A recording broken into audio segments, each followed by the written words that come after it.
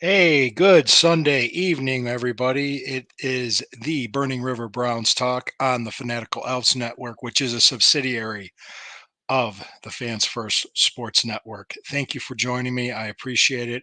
I am Lou Marconi at L Marconi251 on Instagram, at L Marconi1973 on X. Please like, share, follow, subscribe, hit the notification bell, and feel free to comment. I'm going to address a controversial topic of the commencement speech that was done last week. I waited. We talked a little bit about it on Friday, but I don't think it was as informed of a discussion as it will be for me tonight. And I even talked to my co-host on Friday night, Sherry, about it last night. We're going to talk about that, and also some things that I did notice. Two things that were pointed out. I noticed just doing my research about the Browns schedule. I thought it's positive. It's a good thing. So we're going to do that. But hey, I'm going to give my opinion on it. So that's what I'm here to do. I'm here to talk. So here we go. What I want to let you know is before we do that, we need to pause for a break for our sponsors. All right. Thank you. Thank you for joining me. I appreciate your patience. I appreciate everything else. First and foremost, let's talk about the Browns schedule. There's two things that was pointed out.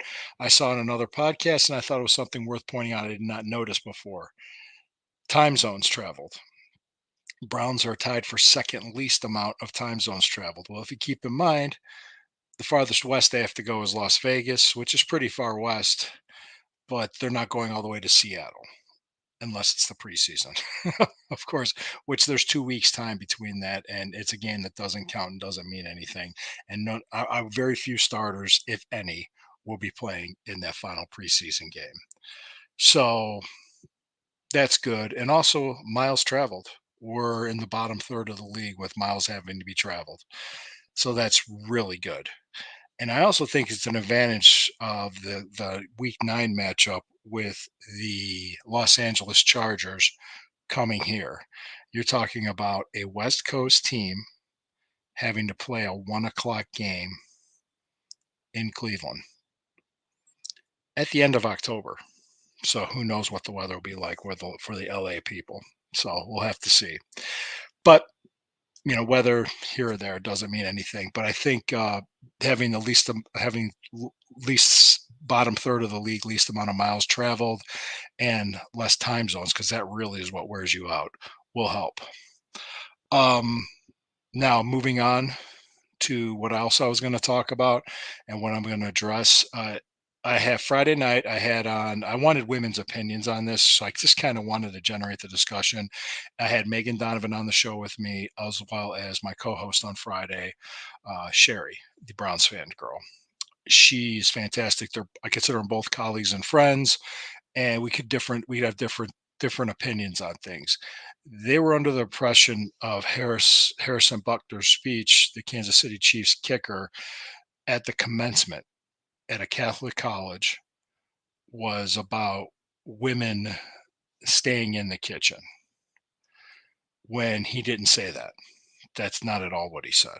He didn't say women stay in the kitchen. Women interpreted that. They took it as him saying that, but it's not what he said. What he is saying is for women to embrace their roles as wives and mothers, much like men should embrace their roles as husbands and fathers. And he did talk as well about the culture of men being emasculated, or the attack on masculinity.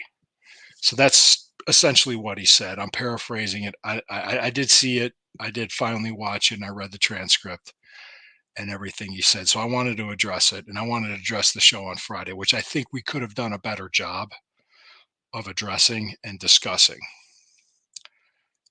I'm going to say this. I think taking a little bit further what he said, okay?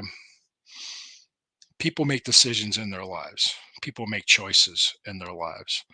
They could choose to have a family, they could choose not to. I made the choice to have a family, but I did it later in my life. I didn't get married from personal experience. I didn't get married until about 4 days before I turned 40. I didn't have my first child until I was 42. Well, my wife is 8 years younger than me. And my second one was when I was 44, and then my last one. We didn't. We made the decision that we said we're gonna have two, and that was it. And I have two beautiful daughters. Can't picture my life without my daughters or without my family. That was a decision I made. Now, if you look behind me and if you know anything about me, you see bodybuilding trophies and championship belts. Yes, I'm a retired pro wrestler and I was an amateur bodybuilder. I did that. I competed as a professional athlete and I competed as an amateur bodybuilder. I've won trophies, I've won on stage, and I've won belts in the ring. It's an amazing feeling. It's an amazing thrill, but it's short lived. I did it. I got it out of my system. I potentially gave up. I gave up a potential world championship run with the National Wrestling Alliance to be a dad. I gave up professional wrestling to embrace my role as a husband and as a father. That was my decision. Nobody put a gun to my head. Nobody forced me to do anything. So I knew. I knew once I did this, I was in my 40s. I can't just come back in my 50s and play at the same level. I'm getting older. My body's beat up. It's just what it is. So I knew. It's like, yeah, yeah, it's been my oldest is going to be 9. So as after I said I lost my national championship out in February 2015 and about my wife went through the first trimester with our first child and I had to fulfill my wrestling obligations, and I did. I fulfilled all my commitments. I made sure did made every date I was supposed to be at. Took some time off just to heal, and then after I was at home for a while, I just said, "This I feels right. I am exactly where I'm supposed to be in my faith and what I believe. God has me exactly where I'm supposed to be. You might believe different. That's fine." What Harrison Buckner was saying, and I'm going to take it a step further, was there's an attack on masculinity and there's an attack on fathers. Because if you look at our culture right now, watch any sitcom or any commercial, and the father is presented as a bumbling idiot. And it's sickening. The father's useless. It's true. The reason why people reacted the way they did was because he spoke the truth in that regard.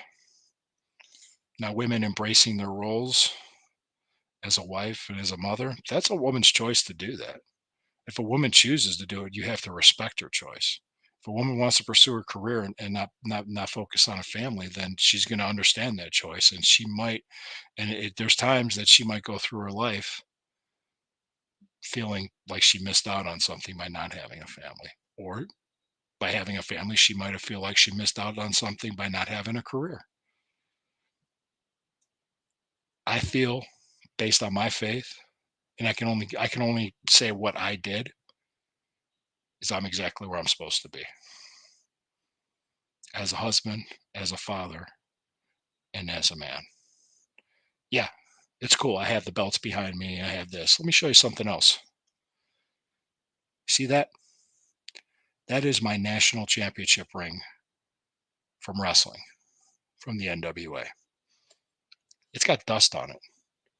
I hardly wear it. It sits on my shelf with my trophies. I can't even tell you the last time I wore it or even put it on. Great. I have 2 college degrees. Great. I've had many job titles. Great. What's my headstone going to read? Because sooner or later, we're all eventually not going to be here anymore. What am I leaving? What did I do to make the world a better place? I raised two beautiful daughters. I had a family. Yeah, I won championships in the ring. Yeah, I did all that stuff. But I realized what was most important. And I think maybe Harrison Buckner could have worded it a little bit better. And I think maybe he could have done a little bit better, but he spoke of his faith. He spoke of his Catholic faith. I grew up Catholic. I'm really not a practicing Catholic right now. But if the NFL years ago were okay with players protesting the national anthem based on their First Amendment rights, then they have no business walking back or distancing themselves from what Harrison Buckner said. He has every right to say it, and you have every right to disagree with it. That's it. I appreciate it. I wanted to share part of myself and what I felt about it. Yeah. And there's no such thing as toxic masculinity or toxic femininity. There's just toxic behavior. Just don't be toxic. Let's focus on that. Let's be what we are and let's be the best of what we are. And that includes being best Browns fans we can be. All right, I'll be back tomorrow night at 9:30. Feel free to comment, feel free to reach out to me. You can disagree with me, I don't care. That's fine. But I think it's time we quit emasculating men. We quit ridiculing the roles of fathers because that's one of the things that are missing. It's not moms are great. Mothers are amazing. They're awesome. Women are great. Wives are great.